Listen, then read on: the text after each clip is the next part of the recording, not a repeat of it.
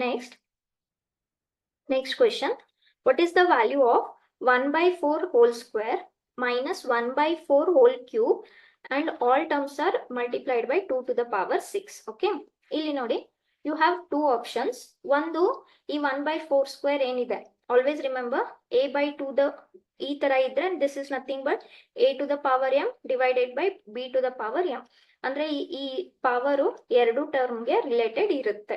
So ನೀವು ಒಂದು ಆ ಪವರ್ ನ ಸಾಲ್ವ್ ಮಾಡಿ LCM ತಗೊಂಡು ಸಬ್ಟ್ರಾಕ್ಷನ್ ಮಾಡಬಹುದು. That is one way. Or if we apply the properties of indices, ಹೇಗ್ ಮಾಡೋದು?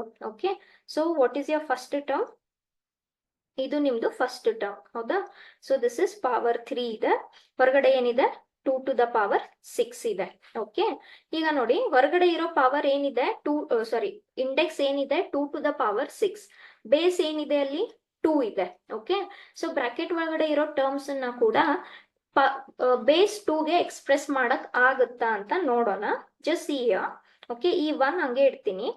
4 I can write as 2 square. Yes or no? I can write this as 2 square minus again this I can write as 2 square to the power 3, and this is 2 to the power 6. Okay, ಈಗ ಇದನ್ನ solve ಮಾಡಿದ್ರೆ if I give power to each term, so this is 1 square and this is 2 square to the power 2. ಯಾಕೆ?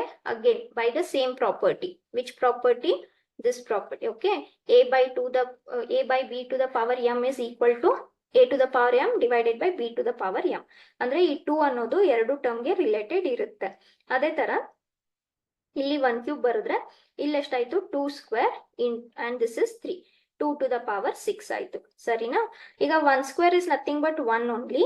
And what is the property of a to the power n into n? a to the power m into n. Correct? So ಇಲ್ಲಿ 2 into 2 ಎಷ್ಟಾಗುತ್ತೆ? 4 ಆಗುತ್ತೆ. ಈ 1 cube is 1 ಆಗಿ ಉಳಿತು. 2 into 3 ಎಷ್ಟಾಗುತ್ತೆ? 6 ಆಗುತ್ತೆ. ಹೌದಾ? Now what you can do again, ಇಲ್ಲಿ 2 to the power 4 ಇದೆ, ಇಲ್ಲಿ 2 to the power 6 ಇದೆ. ಹೌದಾ? ನಾ ಎರಡು ಟರ್ಮ್ ಇಂದ 2 to the power 4 ಅನ್ನ ಕಾಮನ್ ಆಗಿ ತಗೋಬಹುದು. ಯಾಕೆ? 6 you can write as what? 4 plus 2. Yes, so that is nothing but 2 to the power 6 is 2 to the power 4 plus 2, ಅಂದ್ರೆ 2 to the power 4 into 2 to the power 2. So ಇಲ್ಲೂ 2 to the power 4 ಇದೆ, so ಅದನ್ನ common ತಗೊಳ್ಳೋಣ.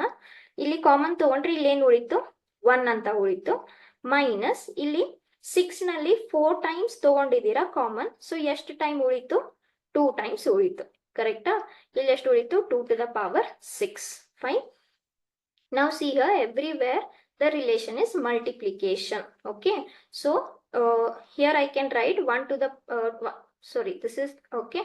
Next, this is 1 upon 2 square is 4 into 2 to the power 6.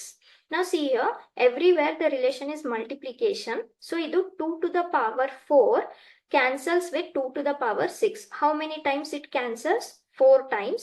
ಎಷ್ಟು ಸಲ ಉಳ್ಕೊಳ್ಳುತ್ತೆ? Power 2 times ಉಳ್ಕೊಳ್ಳುತ್ತೆ. ಸರಿನಾ? And solve this also. ಇಲ್ಲಿ LCM ಎಷ್ಟಾಯ್ತು? 4 ಆಯ್ತು. So this is 1 into 4, this is 4 into 1. So 4 minus 1. 4 minus 1 ಎಷ್ಟಾಯ್ತು? 3 ಆಯ್ತು.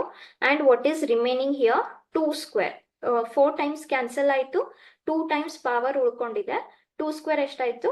4 ಆಯ್ತು. So 4 and 4 cancels and last ಉಳಿದಿರೋ ಆನ್ಸರ್ ಎಷ್ಟು? 3. So what is the answer of this question? Option C, that is 3. Okay, so this is idu properties use ಮಾಡ್ಕೊಂಡು, ಇಲ್ಲ ಅಂದ್ರೆ ನೀವು direct square ಮಾಡಿ LCM ಎಲ್ಲ ಮಾಡ್ತೀನಿ ಅಂದ್ರೆ that is a traditional method. ನೀವು ಮುಂಚೆಯಿಂದನೂ LCM ಸಬ್ಟ್ರಾಕ್ಷನ್ ಮಾಡ್ತಾ ಬಂದಿದ್ದೀರಾ. ಓಕೆ, ಆದ್ರೆ ಇಲ್ಲಿ 2 to the power 6 ಮತ್ತೆ ಸಾಲ್ವ್ ಮಾಡಿ ಅದನ್ನ ಮತ್ತೆ ಎಲ್ಲ ಮಲ್ಟಿಪ್ಲೈ ಮಾಡಬೇಕು, ಎಲ್ಲ ನಿಮ್ಗೆ ಒಂದೇ ಆನ್ಸರ್ ಸಿಗುತ್ತೆ. ಓಕೆ, ಸೊ ಇಲ್ಲಿ ಯಾವ್ಯಾವ ಪ್ರಾಪರ್ಟಿ ಯೂಸ್ ಮಾಡಿದ್ವಿ? ದೀಸ್ 2 ಪ್ರಾಪರ್ಟೀಸ್, ಆಮೇಲೆ ಇಲ್ಲಿ ಮಲ್ಟಿಪ್ಲಿಕೇಶನ್ ಪ್ರಾಪರ್ಟಿ ಕೂಡ. ಓಕೆ, ಸೊ ಇಷ್ಟು ನೆನ್ಪಿಟ್ಕೊಳ್ಳಿ. ಇಲ್ಲಿ 2 to the power 6 ಇತ್ತು, ಇಲ್ಲಿ divided by 2 to the power 4 ಇತ್ತು. ಅಂದ್ರೆ so you are multiplying here 2 for how many times? 6 times. Okay, and here you are multiplying 2 for how many times? 4 times. So ಇದು 4 time cancel ಆಗುತ್ತೆ. ಎಷ್ಟು time ಉಳ್ಕೊಳ್ಳುತ್ತೆ? 2 times ಉಳ್ಕೊಳ್ಳುತ್ತೆ. Okay, yes.